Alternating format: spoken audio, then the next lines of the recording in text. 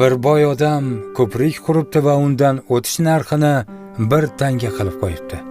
Hamma uning bu ishini qoralab, ziqna, xasis deb so'kibdi.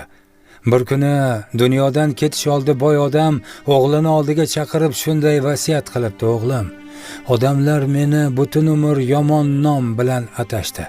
Sen shunday qilginki, men o'tgandan keyin hamma meni yaxshi nom bilan eslashsin."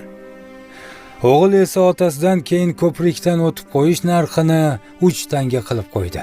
Shunda odamlar ziqna, bu otasiga o'xshamadi, otasi insofli edi deb xotirlashibdi. Bundan xulosa shuki, hayotimiz ham aslida shunday. Kimningdir qadrini yomonlarni ko'rgandan keyingina anglab yetamiz. E'tiboringiz uchun rahmat. Salomat bo'ling.